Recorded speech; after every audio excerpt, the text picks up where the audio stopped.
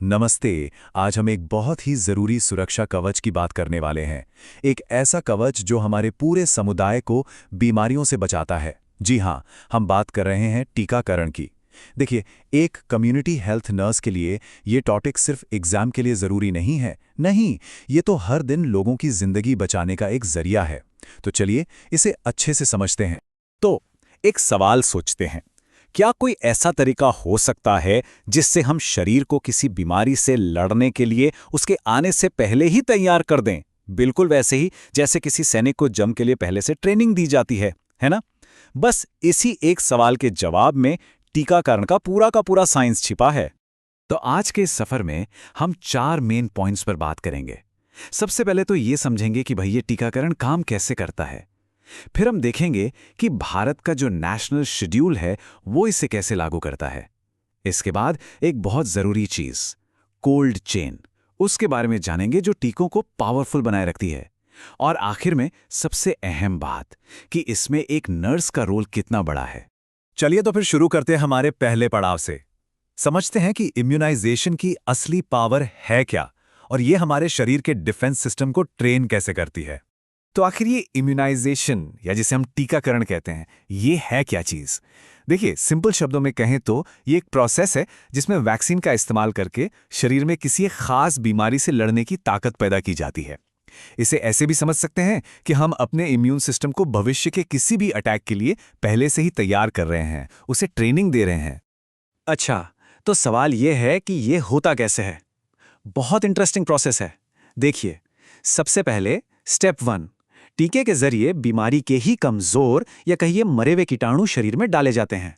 इससे क्या होता है? स्टेप 2, हमारा इम्यून सिस्टम फौरन एक्टिव हो जाता है और एंटीबॉडीज बनाना शुरू कर देता है। लेकिन सबसे कमाल की बात अब होती है स्टेप 3 में। हमारा इम्यून सिस्टम इस पूरी लड़ाई की एक मेमोरी बना लेता है, उसे याद कर लेता है। और इसका फायदा जबरदस्त। स्टेप 4, जब कभी असल में उस बीमारी का कीटाणु हमला करता है ना, तो बॉडी अपनी मेमोरी की वजह से उसे तुरंत पहचान लेती है और तेजी से उसे खत्म कर देती है। कमाल है ना? ठीक है, तो अब ये तो समझ आ गया कि टीके काम कैसे करते हैं। पर अगला सवाल ये है कि ये टीके लगाए कब जाते हैं? क्या कभी भी लगा सकते हैं? नहीं, यहीं पर पिक्चर में आता है भारत का नेशनल इम्यूनाइजेशन शेड्यूल। ये एक पूरी टाइमलाइन है जो जिंदगी भर की सुरक्षा के लिए बनाई गई है। देखिए, भारत का ये जो नेशनल शेड्यूल है ना, ये बहुत सोच समझकर साइंटिफिकली बनाया गया है। जैसा कि हम देख सकते हैं, सुरक्षा की शुरुआत जन्म के साथ ही हो जाती है। बच्चे के जन्म के तुरंत बाद उसे टीबी से बचाने के लिए बीसीजी, पोलियो के लिए ओपीवी की 0 डोज और हेपेटाइटिस बी की बर्थ डोज दी जाती है। इसके बाद सफर आगे बढ़ता है। 6, 10 और 14 हफ्तों पर डीपीटी, ओपीवी और हेपेटाइटिस बी की अगली डोज दी जाती हैं। फिर 9 महीने पूरे होने पर लगता है खसरे का टीका। और एक बहुत जरूरी बात, यह सुरक्षा सिर्फ बच्चों के लिए नहीं है। गर्भवती महिलाओं को भी टिटनस टॉक्सॉइड यानी टीटी के टीके लगाए जाते हैं। इससे मां और होने वाला बच्चा दोनों ही सुरक्षित रहते हैं। पर एक मिनट, क्या सिर्फ टीके बना लेना और उनका शेड्यूल तय कर देना काफी है? नहीं, असली चैलेंज तो अब शुरू होता है। इन टीकों को फैक्ट्री से लेकर हर दूर दराज के गांव तक असरदार बनाए रखना, ये एक बहुत बड़ी चुनौती है।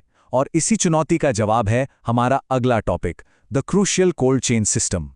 तो ये कोल्ड चेन है क्या आखिर? सीधे शब्दों में कहें तो ये एक पूरा सिस्टम है टीकों को सही और लगातार कम तापमान पर रखने का, चाहे वो स्टोरेज में हो या ट्रांसपोर्ट में। और ये बात याद रखने वाली है कि ये सिर्फ एक प्रोसेस नहीं है, ये तो पूरे इम्यूनाइजेशन प्रोग्राम की रीढ़ की हड्डी है। और देखिए, बात बहुत सीधी और साफ है। अगर टीके का टेम्परेचर मेंटेन नहीं किया गया तो वो बेअसर हो जाएगा, बिल्कुल बेअसर। फिर वो सिर्फ एक सुई होगी, सुरक्षा कवच नहीं। इसीलिए एक नर्स के लिए टेम्परेचर पर लगातार नजर रखना सबसे जरूरी कामों में से एक है, ताकि हर एक डोज, हर एक टीका अपना काम 100% कर सके। तो ठीक है, हमने टीके को समझा, शेड्यूल भी जान लिया और कोल्ड चेन की इंपॉर्टेंस भी देख ली। लेकिन इन सारी चीजों को थ्योरी से निकालकर प्रैक्टिकल कौन बनाता है? जमीन पे कौन उतारता है? वो है हमारी कम्युनिटी हेल्थ नर्सेस, इस पूरे मिशन की सबसे सबसे जरूरी कड़ी। एक कम्युनिटी हेल्थ नर्स की जिम्मेदारियां बहुत सारी होती हैं। उन्हें ये देखना है कि वैक्सीन सही से स्टोर की गई है या नहीं। उन्हें सही डोज सही तरीके से लगानी होती है। पेरेंट्स को इसके फायदों और साइड इफ़ेक्ट्स के बारे में काउंसलिंग देनी होती है। हर एक टीके का एकदम एक्यूरेट रिकॉर्ड मेंटेन करना होता है। और हाँ, पूरे समुदाय में इसके बारे में जागरूकता भी फैलानी होती है। तो जैसा कि हम समझ सकते हैं, ये काम सिर्फ एक इंजेक्शन लगाने से कहीं कहीं ज़्यादा बड़ा है। अक्सर पेरेंट्स साइड इफ़ेक्ट्स को लेकर थोड़ा घबरा जाते हैं, जो कि नेचुरल है। तो उन्हें यह समझाना बहुत ज़रूरी है कि हल्का बुखार आना या इंजेक्शन वाली जगह पर थोड़ी सूजन होना ये बिल्कुल नॉर्मल है। ये इस बात का संकेत है कि वैक्सीन अपना काम कर रही है और ये कुछ ही वक्त में अपने आप ठीक भी हो जाता है। तो सबसे ज़रूरी बात क्या है? घबराना नहीं है। और मन में कोई भी सवाल हो, कोई भी शंका हो, तो हमेशा नर्स या डॉक्टर से सलाह लेनी चाहिए। तो घूम फिर के हम वापस उसी एक बात पर आते हैं कि टीकाकरण एक सुरक्षा कवच है, एक ऐसी ढाल जो सिर्फ एक इंसान को नहीं बल्कि पूरे समाज को गंभीर बीमारियों से बचाकर रखती है। और ये पक्का करना कि ये सुरक्षा कवच हर एक इंसान तक, हर एक बच्चे तक पहुंचे, यही तो हर कम्युनिटी हेल्थ नर्स का सबसे बड़ा कर्तव्य है। ये एक बहुत बड़ी जिम्मेदारी है, बिल्कुल, लेकिन इससे ज्यादा सुकून और संतोष देने वाला काम भी शायद ही कोई और होगा। तो आखिर में एक सवाल सबके लिए, एक हेल्थ प्रोफेशनल होने के नाते हर कोई अपने समुदाय में इस सुरक्षा कवच को और ज्यादा मजबूत बनाने के लिए क्या कर सकता है? इसी सवाल पर जरूर सोचिएगा। आज के लिए बस इतना ही।